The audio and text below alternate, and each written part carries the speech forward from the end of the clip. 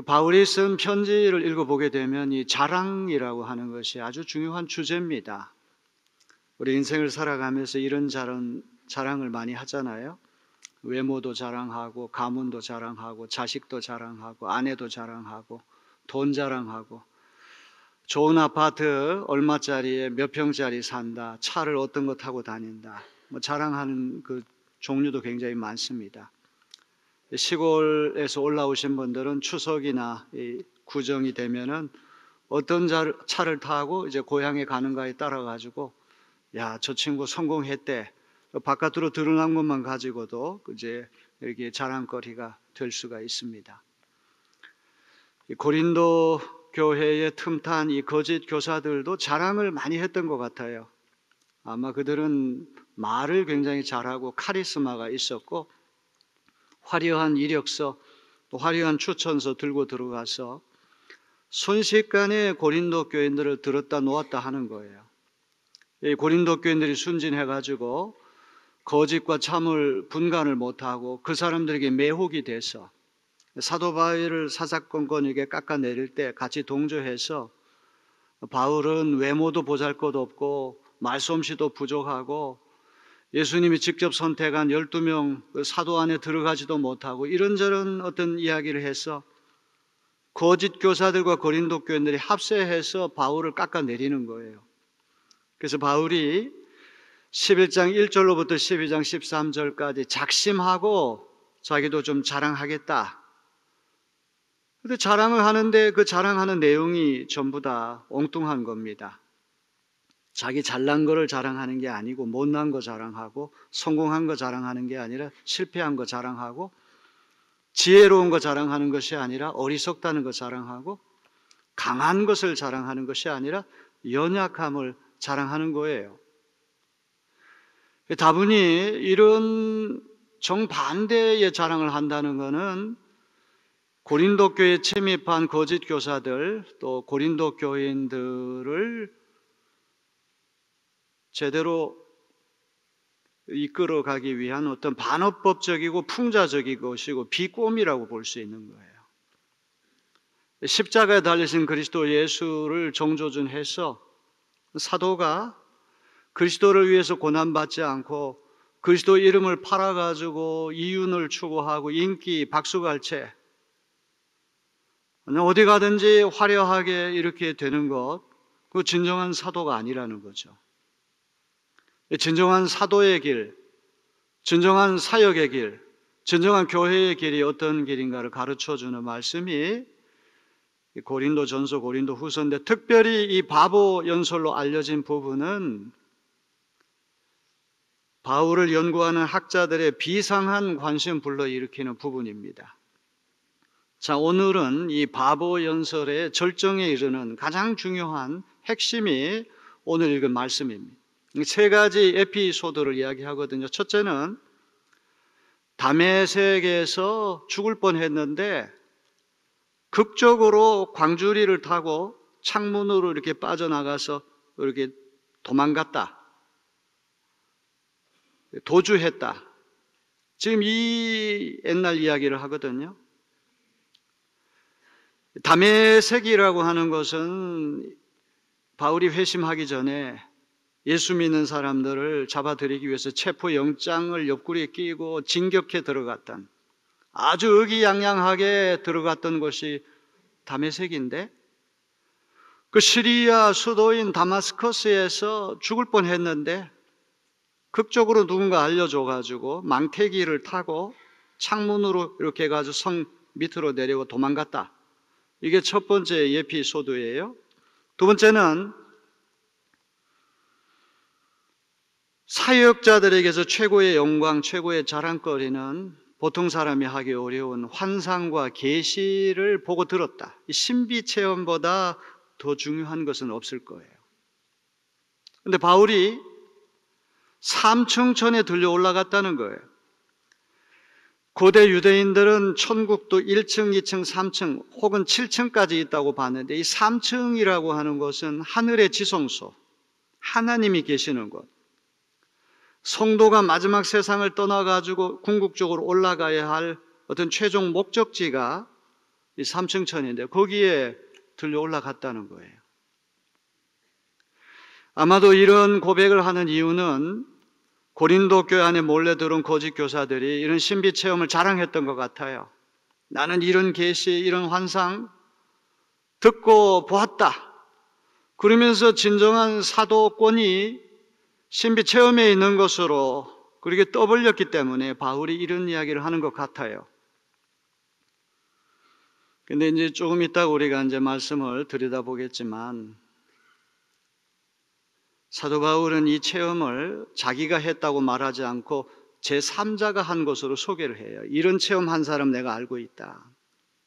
그러면서 그가 삼층천에 올라갔을 때 몸 바깥에 있었는지 몸 안에 있었는지, 영혼이 몸 바깥으로 유체 이탈이 돼가지고 올라갔는지 아니면 몸 있는 상태 전체가 천국에 들려 올라간지 그 사람은 모르지만 하나님은 아신다, 이런 표현을 쓰거든요. 굉장히 중요한 것은 이런 환상과 계시 체험은 두 가지 특징이 있다는 거예요. 첫째는 형용할 길이 없다는 거예요.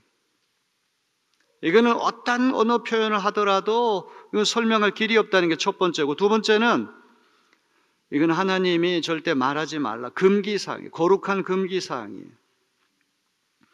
오늘날 이단 교주들이 신비 체험을 했다는 것을 미화하고 각색하고 포장하고 과대 선전을 해가지고 다른 사람은 체험하지 못한 것을 자기는 체험했다, 거기에 마치 하나님이 자기를 특별히 세웠다고는 권위가 거기에 있다고 그렇게 생각을 해가지고 교인들을 미혹할 때가 있죠. 처음에 교인들이 솔깃해서 들으면 점점 이것이 각색이 되고 과장이 되고 미화가 돼서 청중의 반응에 따라가지고 이렇게 저렇게 왔다 갔다 하는, 이게 간증의 위험성이라는 것 아니겠습니까? 바울이 볼 때 삼층천에 올라갔다고 할지라도 그것이 사도권을 보장해 주는 건 아니란 말이에요.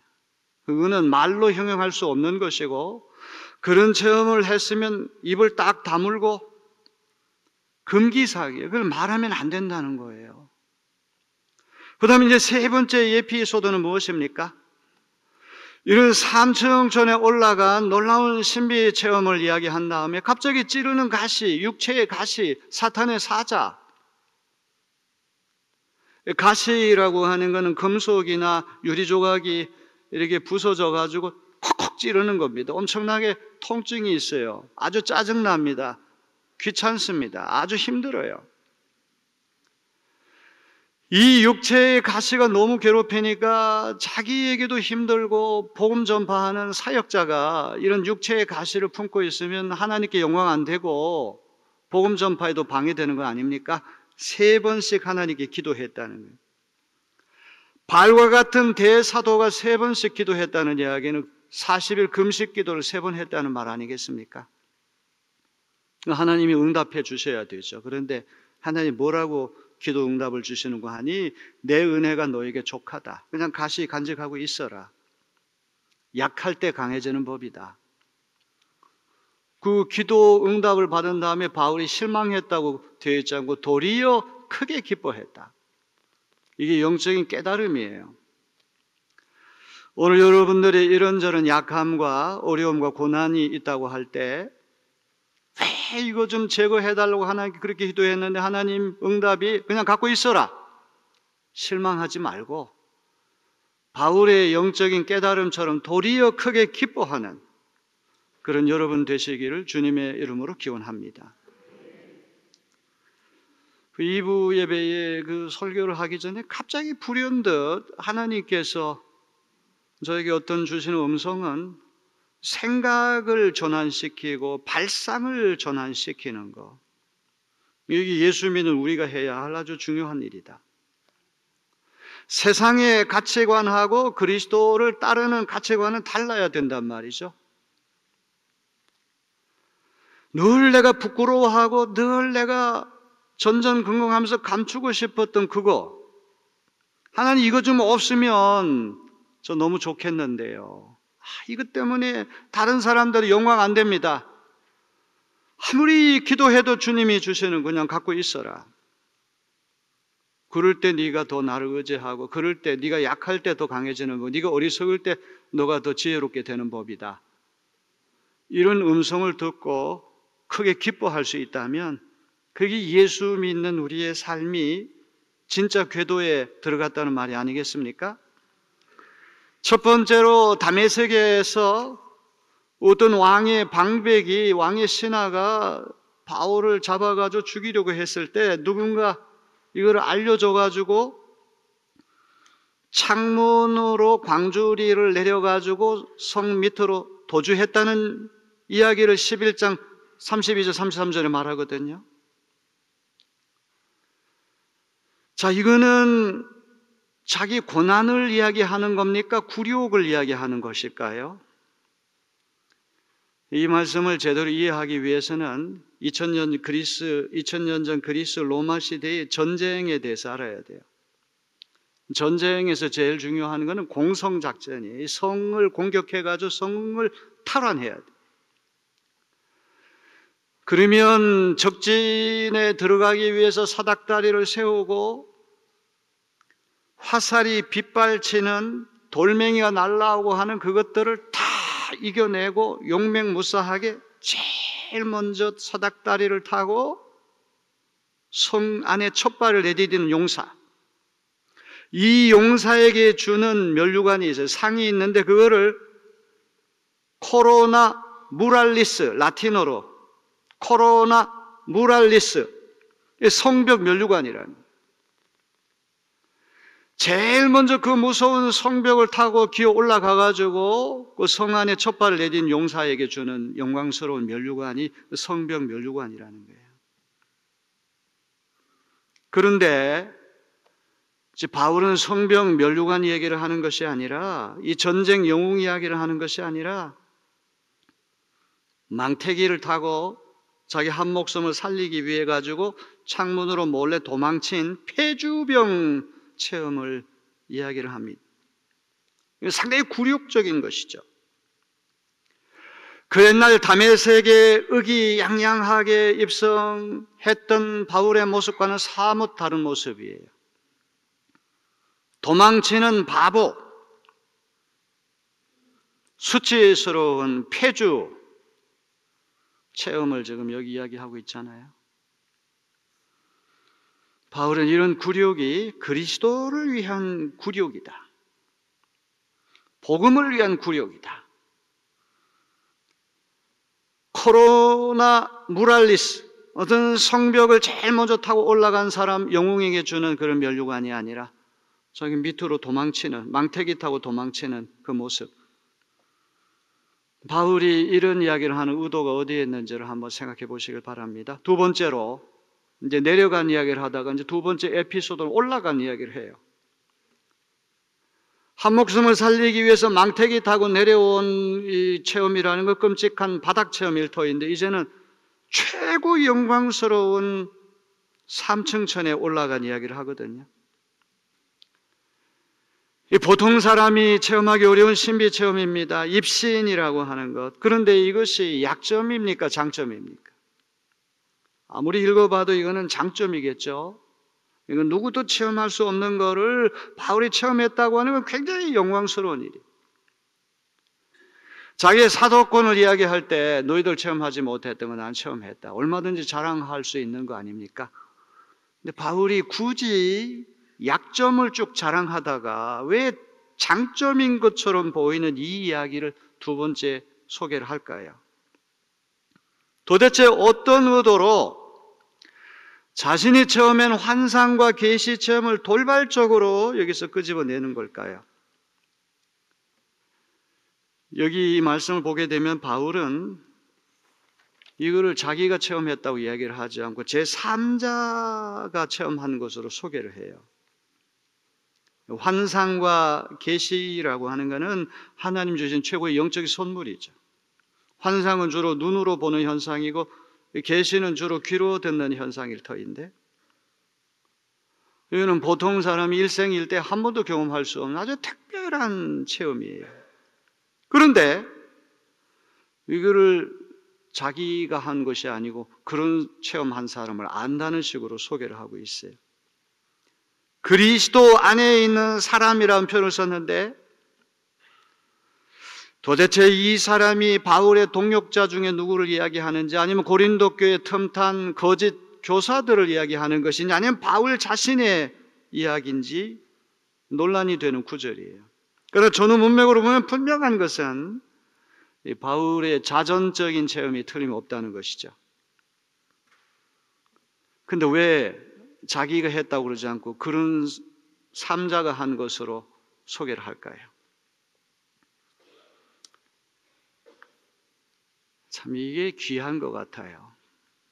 이제 한때 우리 교회에서 이제 이 한국교회 성령 운동이 일어나고 뭐 신비주의 운동이 일어나고 이럴 때 기도원에 발 디딜 틈이 없이 사람들 몰려들고 할 때 자기 천국 갔다 왔다 이런 얘기 많이 하잖아요. 근데 이걸 삼자가 한 것으로 이게 소개한다는 얘기는 거리 두기를 하는 거죠. 겸양의 표시죠. 우리 글을 쓸 때 내가라고 하죠. 필자라고 하는 제3인칭을 쓰는 이유는 무엇입니까? 자기를 낮추기 위해서 그런 거 아니에요?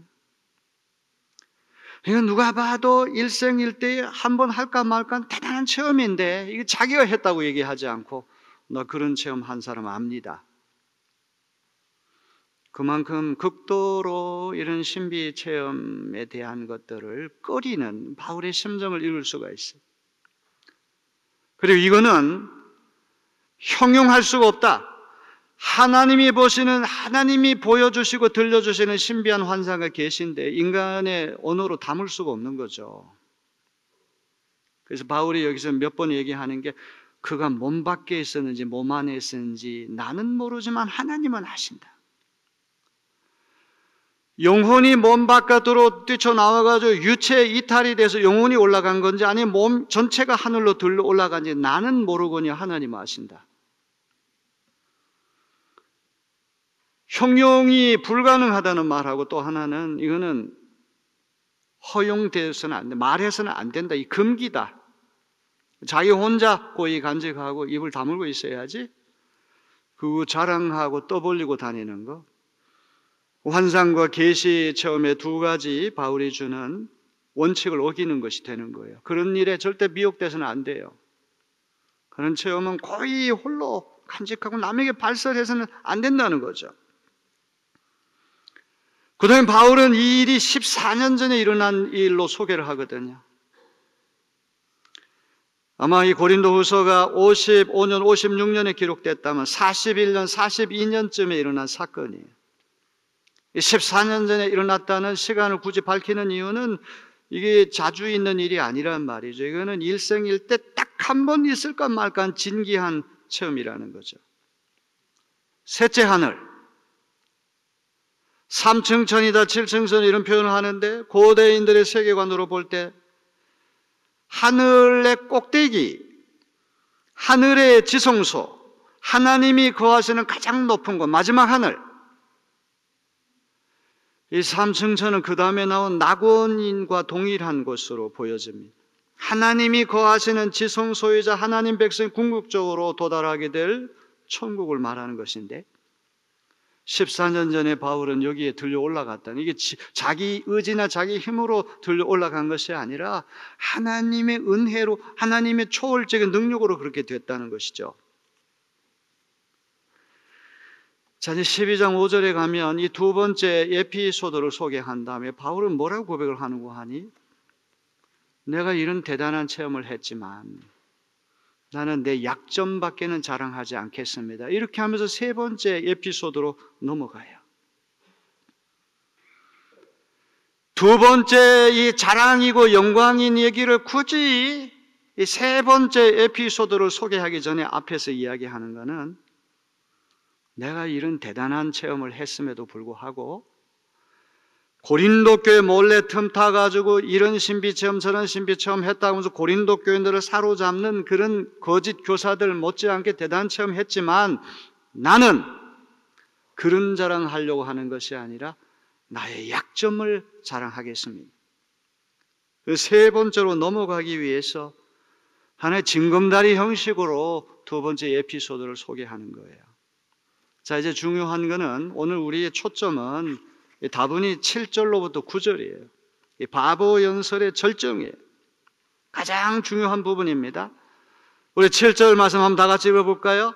여러 계시를 받은 것이 지극히 크므로 너무 자만하지 않게 하시려고 내 육체에 가시고 사탄의 사자를 주셨으니 이는 나를 쳐서 너무 자만하지 않게 하려 하심이라. 두 번씩이나 자만하지 않게 하시려고 육체의 가시, 사탄의 사자, 사탄의 메신저, 하수인을 주셨다는 거예요.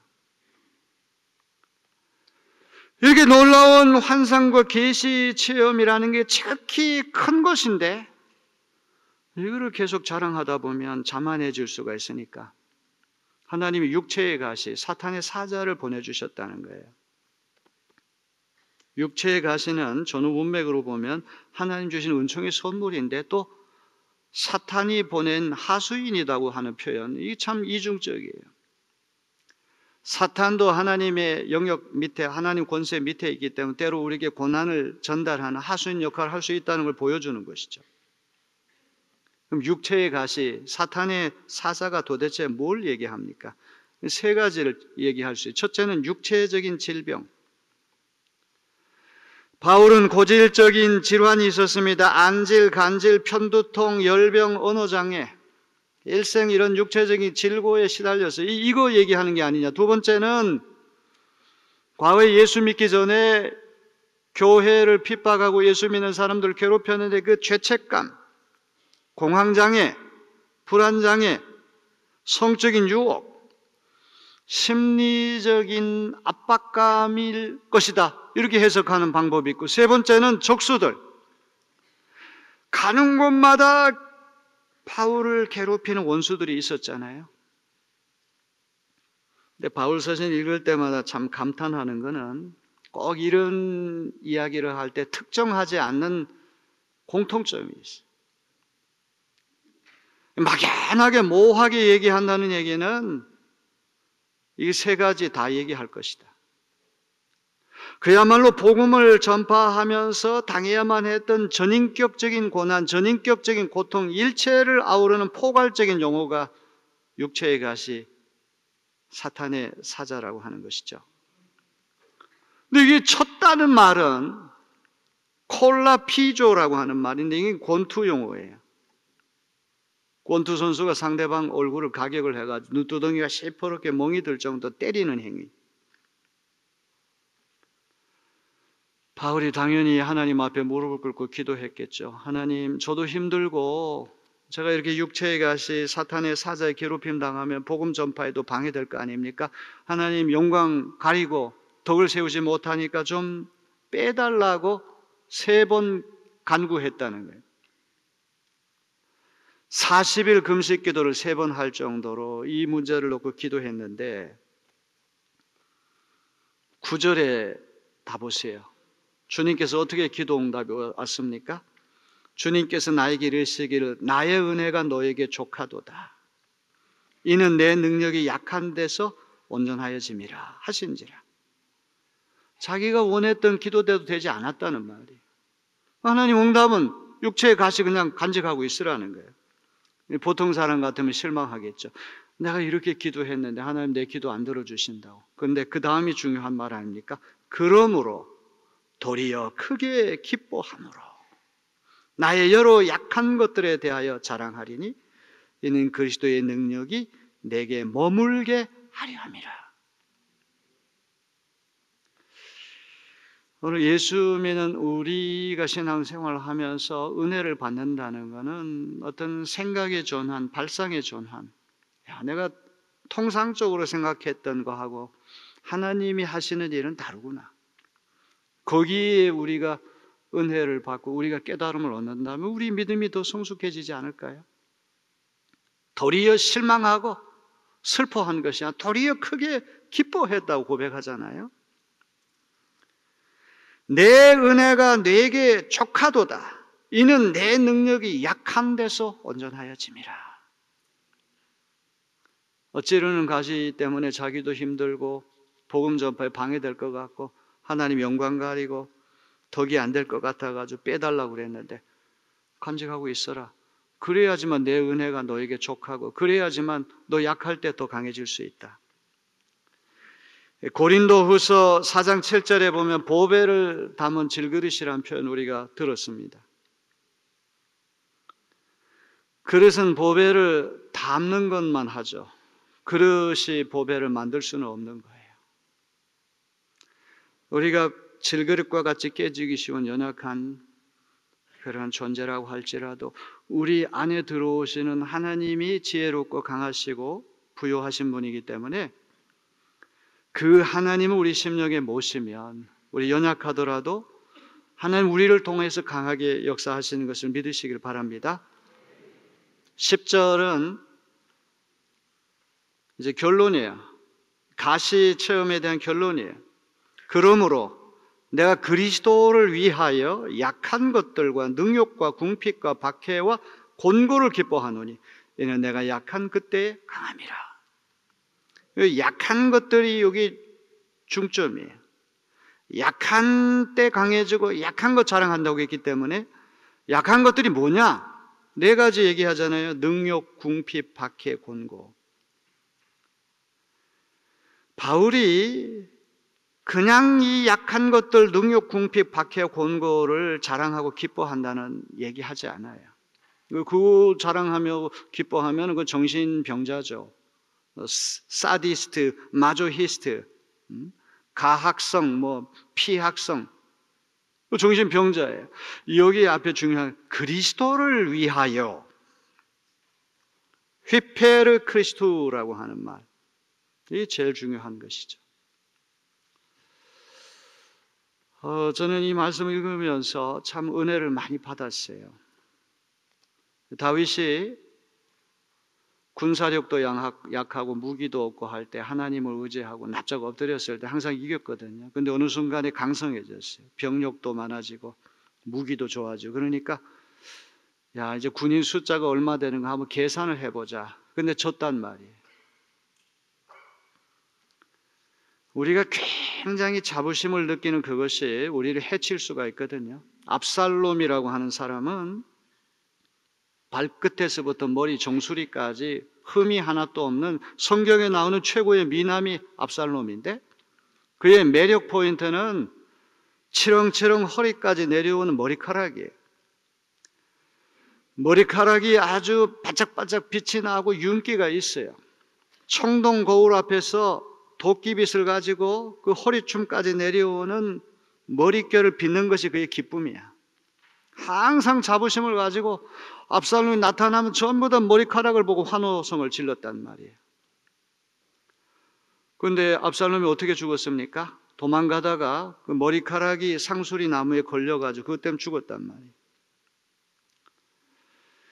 우리가 자랑하는 그것이 우리를 해칠 수가 있어요.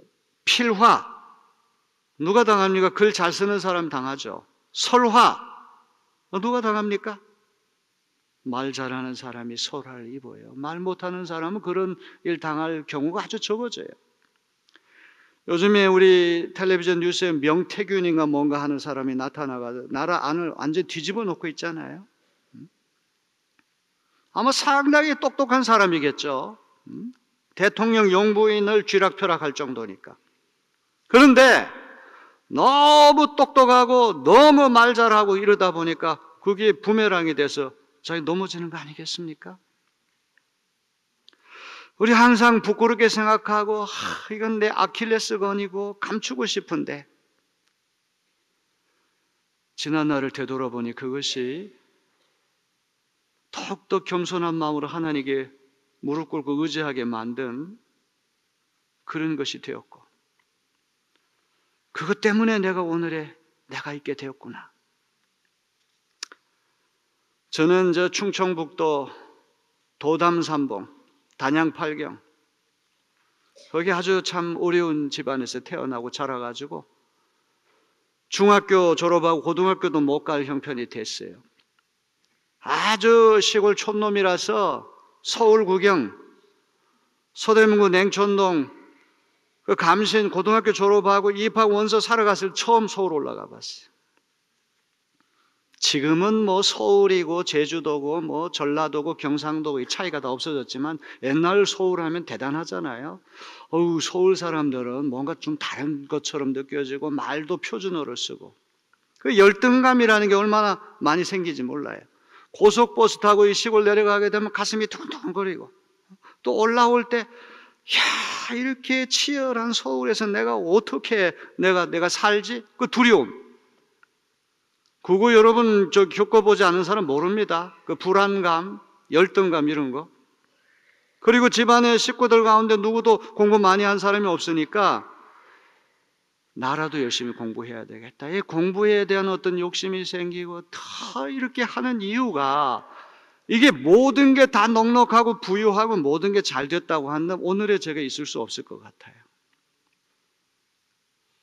약할 때 강해진다는 말은 언제 들어도 옳은 말씀이에요.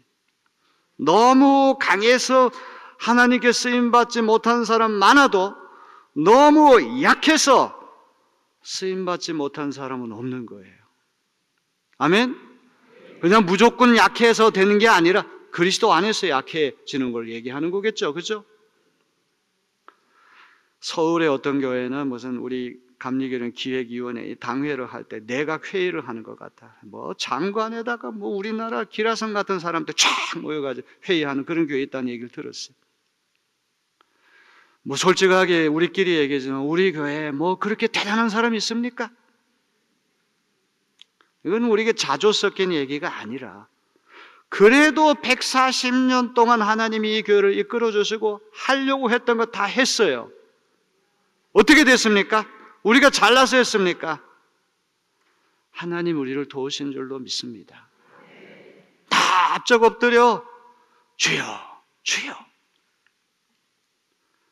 누구 말대로 장인어른 잘 둔 덕분에 우리 집사람은 맨날 아버지 하니까 장인어른 잘 둔 덕분에 하나님 여기까지 인도하신 것을 믿으시길 바랍니다.